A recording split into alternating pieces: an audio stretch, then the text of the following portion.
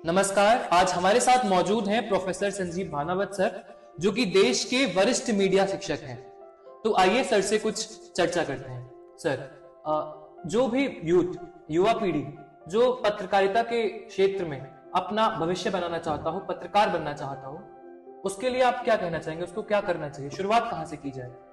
देखिए, पत्रकारिता या मीडिया एक ऐसा प्रोफेशन है जिसमें भारी संभावनाएं हैं और समाज ऐसे मीडिया कर्मियों की अपेक्षा करता है जो अपने समय की जो विसंगतियां हैं, जो विकृतियां हैं, उनको नीति निर्माताओं तक पहुंचाए। एक प्रकार से मीडिया समाज और सरकार के बीच में एक पुल बनाता है जहां जनता की आवाज को वो उठा सके। एक प्रकार से मीडिया सवाल उठाता है सिस्टम के ऊपर और इसके माध्यम से जनता को भी जागरूक करता है और जन समस्याओं के प्रति जो हमारे अधिकारी वर्ग हैं, नीति निर्माता हैं, उनको भी सतर्क और सजग करता है। ऐसे में जो विद्यार्थी पत्रकारिता के क्षेत्र में आना चाहते हैं तो सबसे पहले वो ये महसूस करें कि ये एक ऐसा क्षेत्र है जहां पे वो बहुत कुछ कर सकने में सक्षम है यदि पूरी ईमानदारी और प्रामाणिकता के साथ अपने कर्तव्यों को निभाने की कोशिश करें। अब सवाल आता है, जो विद्यार्थी इसमें आना चाहते हैं वो किस तरह की तैयारी करें? तो शुरू में, हालांकि एक बहुत बड़ा विषय है, लेकिन संक्षिप्त समय में मैं यही कहना चाहूंगा कि 2 मूलभूत आवश्यकताएं यदि होनी चाहिए जो विद्यार्थी पूरा करने की कोशिश करे तब इस फील्ड में उतरे। पहला तो यह है कि उसकी कम्युनिकेशन स्किल्स बहुत अच्छी हो, क्योंकि आज का जो दौर है वो मल्टीटास्किंग का दौर है। एक व्यक्ति, एक रिपोर्टर, उसे प्रिंट के लिए भी लिखना है, उसे विजुअल मीडिया के लिए लिखना है और ऑडियो मीडिया के लिए भी काम करना है। तो उसको तीनों तरह के संस्कार होने चाहिए। आपने देखा होगा कि आजकल न्यूज़पेपर्स के ऐप उपलब्ध हो गए हमें। हम आप जब मोबाइल ऑन करते हैं या बहुत सारे नोटिफिकेशन हमको मिलते हैं जहां हमसे अपेक्षा की जाती है हम किसी समाचार पत्र विशेष के ऐप को डाउनलोड करें। वहां जो रिपोर्टर है वो पूरी रिपोर्ट आपको दे रहा है, वो स्वयं अपनी आवाज में उसका कंटेंट आपको दे रहा है और साथ में उसका वीडियो भी एडिट होकर के आपके सामने आ रहा है। कई बार उसमें एनिमेटेड फिल्म्स भी आपको दिखाई पड़ती हैं। तो पूरा जिस तरह वो कई बार रिसर्च बेस्ड स्टडीज करते हैं तो कई तरह की आवश्यकताएं हैं। इसलिए जो विद्यार्थी भाषा की दृष्टि से सशक्त है, कम्युनिकेशन की दृष्टि से सशक्त है, प्रयोगशील है, रचनाशील है और सबसे बड़ी बात उसका नोज फॉर न्यूज, समाचार को सूंघने की क्षमता उसमें हो, तभी तो पत्रकारिता कर पाएगा और कुछ कर गुजरने की तमन्ना वो लेकर के आया हो। खतरे हर प्रोफेशन में है। आजादी से पहले का दौर भी हमने देखा है, पढ़ा है कि किस तरह से पत्रकारों ने संघर्ष करके इस देश की वैचारिक चेतना को जगाए रखा। संसाधन सीमित थे, प्रसार संख्या बहुत कम थी, लेकिन शब्दों का प्रभाव इतना था कि अंग्रेज सरकार की रूह कांपती थी। इसलिए शब्द को हमारे यहां सामर्थ्य और शक्ति और सत्ता का प्रतीक माना गया है। अक्षर को हमारे यहां ब्रह्मा की साधना की गई है। तो जो युवा ये साधना करने को तैयार है, मुझे लगता है वो इस क्षेत्र में आने की सोचे।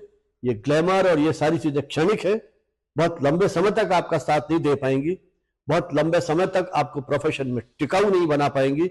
यदि आपको इसमें आना है, कुछ नाम कमाना है और कहीं समाज के प्रति अपने दायित्वों का निर्वहन करना है, तो आप एक अच्छे कम्युनिकेटर के रूप में, एक अच्छे पत्रकार के रूप में अपने अध्ययन को, चिंतन मनन को आगे बढ़ाएं और इस प्रोफेशन में आने की सोचें। जी सर। तो सर, मेरा कहना है कि यदि आप पत्रकारिता के क्षेत्र में आगे आना चाहते हैं तो आपको खबरों को सूंघने की कला आनी चाहिए। आप शब्दों को अच्छे तरीके से चिंतन मनन करें और एक अच्छे वक्ता हो। सबसे पहले प्रमुख गुण जो होगा वो आपका अच्छा वक्ता होना होगा। तो सर, आप निम्स विश्वविद्यालय में आए, तो आप क्या कहना चाहेंगे निम्स के जनसंचार विभाग के छात्रों से? देखिए, इसके पहले मैं कुछ बात कहूं। आपने जो बात कही, वक्ता, केवल वक्ता नहीं, उसके साथ बहुत सारे गुण हैं। इसको थोड़े व्यापक संदर्भ में, अच्छा कम्युनिकेटर, उसकी जो कम्युनिकेशन स्किल्स है वो अच्छी होनी चाहिए। तो कम्युनिकेशन में ओरल भी आता है, रिटन भी आता है। थोड़ा उसका व्यापक संदर्भ में आपको इसे ग्रहण करना पड़ेगा। जहां तक विद्यार्थियों की बात है, इस विश्वविद्यालय के निजी क्षेत्र में ये एक प्रतिष्ठित विश्वविद्यालय है जिसने पिछले कुछ वर्षों से जो हमारे जॉब ओरिएंटेड कोर्सेज हैं उनमें एक अच्छी पहचान बनाई है। अपना इनका हॉस्पिटल है और उसके माध्यम से मेडिकल शिक्षा को भी उन्होंने प्रमोट किया है। और सबसे बड़ा लाभ यहाँ के विद्यार्थियों को यह है कि इनके पास एक 24 आवर्स का न्यूज चैनल है। तो जो अक्सर एक समस्या रहती है विद्यार्थियों के साथ जो एकेडमिक कोर्सेज में रहते हैं कि उनको प्रैक्टिकल ट्रेनिंग नहीं मिल पाती है। यहाँ एक बड़ा फायदा यह है कि आपके पास सारे संसाधनों से जुड़ा हुआ एक न्यूज चैनल है जहां पर सभी तरह की सुविधाएं हैं। किस तरह से समाचार निरंतर आते हैं, कैसे न्यूज के वो पैकेज तैयार किए जाते हैं, उसका जो पूरी प्रक्रिया है, कैसे एंकरिंग की जाती है, कैसे जो डेडलाइंस है उनको मीट किया जाता है, कैसे इंटरव्यूज लिए जाते हैं।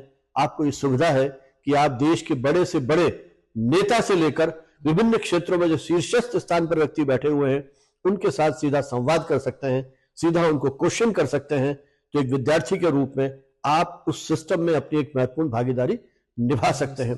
तो सबसे बड़ा लाभ यहाँ के विद्यार्थियों को है एक ऐसा प्रभावी मंच मिलना। तो उस मंच के साथ यदि वो न्याय कर सकें, उसमें उनका उत्साह, उमंग, और ये तो काम आएगा ही आएगा, लेकिन साथ ही उनमें ये जुनून होना चाहिए कुछ सीखने का, कुछ नया कर गुजरने का। तो मैं तो यही कहूंगा, क्योंकि मैं कुछ समय के लिए यहाँ आया, अभी बहुत ज्यादा समय मुझे नहीं हुआ विद्यार्थियों से बात करते हुए, लेकिन जैसा मैंने महसूस किया कि देश के हर अंचल से यहाँ विद्यार्थी हैं, तो कितना बड़ा लाभ है कि इन विद्यार्थियों के साथ अब पूरे टाइम रहते हैं। तो वहां की सामाजिक सांस्कृतिक है ना, बंगाल के विद्यार्थी, महाराष्ट्र के विद्यार्थी, यूपी, एमपी, न जाने कहां कहां के प्रदेशों के विद्यार्थी। तो इसके माध्यम से आप इन देशों की, इन प्रदेशों की जो सांस्कृतिक परंपराएं हैं, हलचल है, उसको समझते हैं। तो एक राष्ट्रीय सद्भाव, एकता, अखंडता, बंधुत्व के साथ जिस प्रकार से साथ मिलकर काम करेंगे, और वो आपके चैनल के माध्यम से, आपके दूसरे प्लेटफॉर्म से, उनके माध्यम से जब झलकेगी, तो एक राष्ट्रीय एकता, अखंडता की जो हम बात करते हैं, और इन युवाओं के साथ जिनके मन में एक सपना है इस देश निर्माण का, या हमारे प्रधानमंत्री ने जो आह्वान किया है विकसित भारत 2047 में, उस सपने को पूरा करने के लिए वो यथाशक्ति अपना कंट्रीब्यूट कर पाएंगे अपने आप को। मैं तो यही उनके लिए अपेक्षा करना चाहूंगा, दुआ करना चाहूंगा कि ये युवा आने वाले समय में, क्योंकि नेतृत्व की बागडोर इनके हाथ में है, तो ये कुछ नया ऐसा कर पाए अपनी नई ऊर्जा, नए संकल्प के साथ। नया वर्ष आने वाला है, तो इस नए वर्ष में वो इसी तरह के नए संकल्प लें कि एक मीडिया कर्मी के रूप में कलम और कैमरे की ताकत का एहसास ये देश दुनिया को करा पाए, इतनी क्षमता इनमें हो। यही मेरी शुभकामनाएं हैं। आपका बहुत बहुत धन्यवाद सर, आप यहाँ आए और हमारे लिए इतना समय निकाला। आपका बहुत बहुत धन्यवाद सर। Thank you sir.